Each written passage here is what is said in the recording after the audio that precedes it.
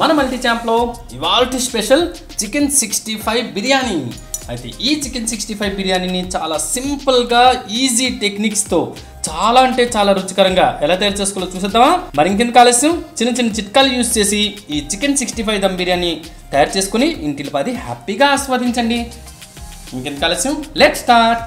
ముందుగా ఇక్కడ 3/4 kilo chicken తీసుకొని ఓకే బాగా శుభ్రం చేసేసుకోండి. అంటే ఉప్పు నిమ్మరసం పిండేసుకొని బాగా శుభ్రం చేసుకుంటే ఏంటంటే చికెన్లో ఉన్న ఈ నీచ వాసన అదేవిధంగా మనకి జిగట అంతా పోతుంది. ఓకే, ఇలా శుభ్రం చేసుకున్న దాంట్లో 3/4 టీ స్పూన్ వరకు garam masala powder, 1/2 teaspoon మిరియాల పొడి, 1 టీ స్పూన్ వరకు ధనియాల పొడి, 1 టీ స్పూన్ వరకు కారం, 1/2 టీ స్పూన్ వరకు పసుపు, కాస్తంత ఉప్పు, లైట్గా ఫుడ్ కలర్. ఇది పూర్తిగా ఆప్షనల్ అండి, మీకు కావలిస్తే వేసుకోండి లేకపోతే స్కిప్ చేసుకోవచ్చు.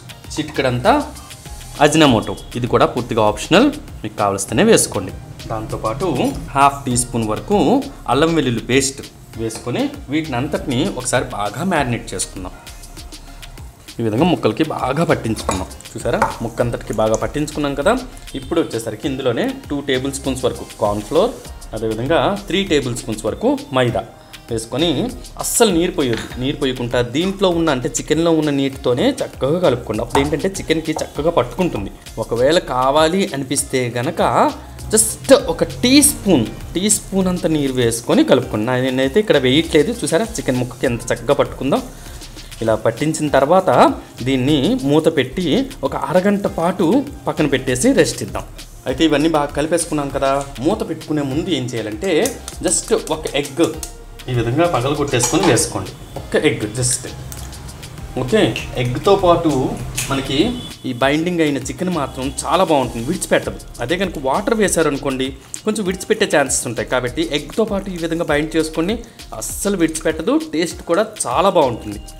ఓకే, ఈ విధంగా బాగా కలిపేసుకున్నాం కదా. ఇప్పుడు మూత పెట్టి ఒక 15 నిమిషాల నుండి 20 నిమిషాల వరకు పక్కన పెట్టేసుకొని మ్యారినేట్ అవనిద్దాం. 15 మినిట్స్ పాటు చికెన్ అయితే మ్యారినేట్ చేసుకున్నాం కదా. ఇప్పుడు స్టవ్ మీద ఒక బాండి పెట్టుకొని ఇందులో కాస్తంత ఆయిల్ వేసుకొని ఆయిల్ కాస్త వేడెక్కిన తర్వాత ఇప్పుడు పీసెస్ని ఈ విధంగా వేసుకోండి. ఓకే, కాస్త విడివిడిగా వేసుకోండి. ఇవ్వండి, ఇలా వేసుకొని చక్కగా మీడియం ఫ్లేమ్లో పీసెస్ని అన్నింటినీ వేగనివ్వండి. అప్పుడే అయితే కలపొద్దు, కాసేపు సెట్ డౌన్ అవ్వనివ్వండి. ఇలా సెటిల్ డౌన్ అయ్యాక ఏంటంటే మనం మ్యారినేట్ చేసిందంతటిని అంటే ముక్కలకి చక్కగా పట్టుకుంటుంది. ఇప్పుడు చూడండి, ఒక 5 మినిట్స్ తర్వాత చూసారా ఇలాగ అంటుంటే ఈ పీసెస్ అనేది జస్ట్ ఈ విధంగా చూసారా చక్కగా వాటంతో వాటే తిరిగిపోతూ ఉంటాయి. ఇప్పుడు నెక్స్ట్ వైపుకి టర్న్ చేసుకొని వీటి వైపు కూడా చక్కగా వేయించుకుందాం. అండ్ గుర్తుపెట్టుకొని మీడియం ఫ్లేమ్లో వేగితేనే చికెన్ లోపల వరకు వేగి చాలా టేస్టీగా ఉంటుంది. చూసారు కదా, చికెన్ పీసెస్ అన్నీ చక్కగా వేగిపోయాయి కదా. ఇప్పుడు వీటన్నింటినీ ఒక ప్లేట్లోకి అయితే ట్రాన్స్ఫర్ చేసుకుందాం.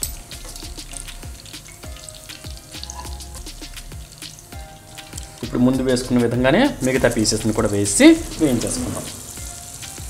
అయితే ఫ్రెండ్స్, మనం ఈ చికెన్ పీసెస్ వేయించుకున్నప్పటికే ఏం చేయాలంటే 1/2 కిలో వరకు బాస్మతి రైస్ తీసుకొని బాగా శుభ్రం చేసేసుకొని ఒక అరగంట సేపు వరకు నానబెట్టుకోవటం మూలన ఏంటంటే మనకి రైస్ అనేది చక్కగా పువ్వుల్లా విచ్చుకుంటాయి. కాబట్టి డెఫినెట్గా ఇది మాత్రం స్కిప్ చేయొద్దు. ఇప్పుడు ఫ్రై చేసుకున్న మిగిలిన ఆయిల్లో మనం అదే బాండిని పెట్టుకొని దీన్ని అంటే ఆయిల్ కాస్త వేడెక్కిన తర్వాత ఇప్పుడు చూడండి జాగ్రత్తగా 2 మీడియం సైజు ఉల్లిపాయలు తీసుకుని ఇలా సన్నగా చీల్చుకోండి. అదేవిధంగా 6 పచ్చిమిరపకాయలు, 6 నుండి 7. ఇంకొంచెం కారం తినాలంటే కనుక ఇంకొంచెం ఎక్కువ వేసుకోండి. అలాగే కొన్ని కరివేపాకు రెబ్బలు, వీటన్నిటిని ఇందులో వేసుకొని ఉల్లిపాయలు లైట్ గోల్డెన్ కలర్ వచ్చే వరకు ఫ్రై చేసుకున్నాం. చూసారు కదా, ఆనియన్స్ వేగి చక్కటి గోల్డెన్ కలర్లో వచ్చాయి కదా. ఇప్పుడు ఇందులోనే 1/2 టీ స్పూన్ వరకు మిరియాల పొడి, 1/4 టీ స్పూన్ వరకు గరం మసాలా పొడి, కాస్తంత పసుపు, 1 టీ స్పూన్ వరకు కారం వేసుకొని వీటన్నింటినీ ఒకసారి బాగా కలిపేసుకుందాం. వీటన్నింటినీ బాగా కలిపేసుకున్నాం కదా. ఇప్పుడు వచ్చేసరికి 300 గ్రామ్స్ వరకు పెరుగు తీసుకొని బాగా చిలికి ఈ విధంగా ఇందులో వేసుకుందాం. అప్పుడు మాత్రం స్టవ్ ఫ్లేమ్ని ఆఫ్ చేసేసుకోండి. ఆఫ్ చేసుకున్న తర్వాత పెరుగు వేసుకొని ఒకసారి బాగా కలిపేసుకోండి. ఈ విధంగా బాగా కలిపేసుకున్నారు కదా.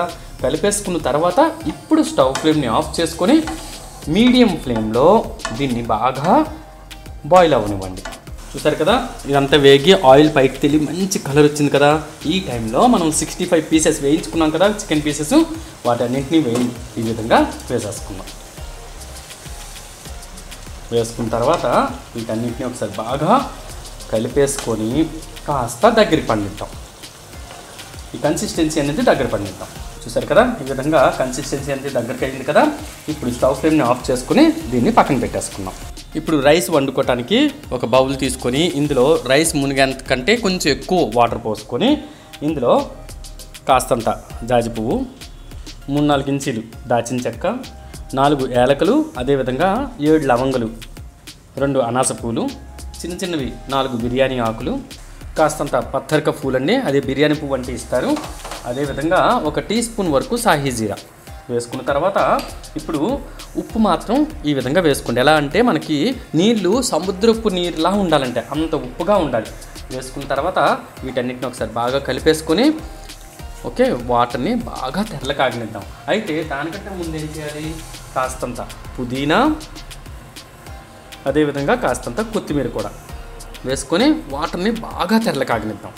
చూసారు కదా, వాటర్ బాగా తెల్లకాగి వాటర్ కలర్ కూడా పచ్చగా తయారయ్యాయి. ఈ స్టేజ్లో మనం ముందుగా 1/2 అవర్ పాటు నానబెట్టుకున్నాం కదా ఆ బియ్యం మొత్తాన్ని ఇందులో వేసుకున్నాం. చెప్పాను కదండి, ఒక 1/2 కిలో బియ్యం వరకు అయితే తీసుకున్నాను.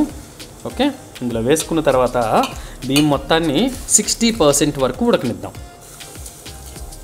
ఇలా వేసుకున్న బియ్యం అంతాన్ని ఒకసారి ఈ విధంగా కలిపేసుకొని చెప్పాను కదా 60 to 70% వరకు ఉడకనివ్వండి.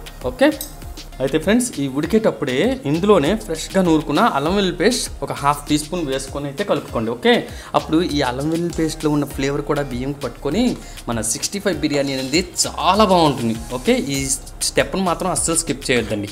చూసారు కదా, రైస్ అనేది 60% అంటే నేను చెప్పాను కదా 60 to 70% వరకు కుక్ అయిపోనివ్వండి. ఎందుకంటే మరి దాంట్లో కుక్ అవ్వక్కలేదు. చూసారా, కుక్ అయిపోయింది కదా అంటే 70% వరకు కుక్ అయ్యింది. ఓకే, ఈ స్టేజ్లో మనం స్టవ్ ఫ్లేమ్ని ఆఫ్ చేసేసుకుందాం. ఆఫ్ చేసుకొని ఇప్పుడు పెద్ద బాండీ ఒకటి, అంటే దేంట్లో అయితే బిర్యానీ ప్రిపేర్ చేసుకుంటామో ఆ పెద్ద హండీని అయితే పెట్టుకుందాం. చూసారు కదా, ఇలాంటి వెడల్పాటి హండీ ఒకటి పెట్టుకొని ఇందులో సుమారుగా 1 టేబుల్ స్పూన్ వరకు నెయ్యి వేసుకోండి. ఈ విధంగా ఓకే, ఈ విధంగా 1 టేబుల్ స్పూన్ నెయ్యి వేసుకొని నెయ్యి జస్ట్ కాగిన తర్వాత ఇప్పుడు ఒక లేయర్ వరకు చికెన్ పీసెస్ని ఇలా సర్దుకుందాం. చాలామంది వచ్చేసరికి చికెన్ అంతా వేసిన తర్వాత బియ్యం వేస్తారు, అలా కూడా చేసుకోవచ్చు. నేను ఇక్కడైతే లేయర్గా పేలుద్దాం అనుకున్నాం కాబట్టి ఈ విధంగా చేస్తున్నాను. ఈ విధంగా వేస్తూ ఒక్కొక్క లేయర్ని ఈ విధంగా వేద్దాం. చక్కగా అసలు అదముద్దండి, ఈ విధంగా విడివిడిగానే ఉండమండి.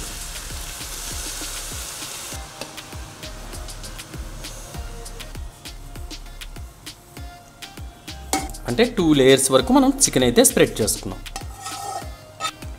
ఇలా వేసుకున్న తర్వాత ఇంకా మిగతా రైస్ని కూడా వేసేసుకున్నాం. అయితే చివరిగా కొంచెం అంత నీరు ఉంచుకొని మిగతా రైస్ని ఈ విధంగా వేసేసుకోండి. ఎందుకంటే మనం 70% ఉడికించాం కదా, కాబట్టి మిగతా 30% ఉడకాలంటే కాస్తంత వాటర్. ఓకే, అలాగే రైస్ వాటర్ ఉంటే ఇంకా బాగుంటుంది కాబట్టి ఆ విధంగా వేసుకుందాం. దీనిపైనండి కాస్తంత పుదీనా, కొత్తిమీర వేసుకున్నాం.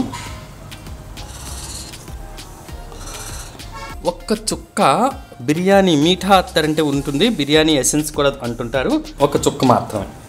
పైనండి కాస్తంత గరం మసాలా పొడి లైట్గా వేయండి. మీకు కొంచెం మసాలా ఘాటు తగలాలంటే కొంచెం ఎక్కువ వేసుకోవచ్చు. ఓకే, నేను ఇక్కడ లైట్గా మరీ మీడియంగా ఉంటుంది. ఓకే, కాబట్టి లైట్గా వేసాను. అదేవిధంగా కాస్తంత మిరియాల పొడి, కొంచెం అంత నెయ్యి ఈ సైడ్లు ఇలా వేసుకోండి. ఇప్పుడు మూత పెట్టుకొని స్టవ్ ఫ్లేమ్ని లో టు మీడియం ఫ్లేమ్లో పెట్టుకొని 15 to 20 మినిట్స్ వరకు దమ్ అవనిద్దాం. వావ్, చూసాగా ఫ్రెండ్స్, ఎంతో ఈజీగా చిన్న చిన్న చిట్కాలు యూస్ చేసి చాలా చాలా టేస్టీ అయిన చికెన్ 65 దమ్ బిర్యానీని అయితే తయారు చేసేసుకున్నాం కదా. మరి మీరు కూడా నా వీడియోని జాగ్రత్తగా స్కిప్ చేయకుండా చూసి ఈ 65 దమ్ బిర్యానీ తయారు చేసుకుని ఇంటిల్లిపాది హ్యాపీగా ఎంజాయ్ చేయండి.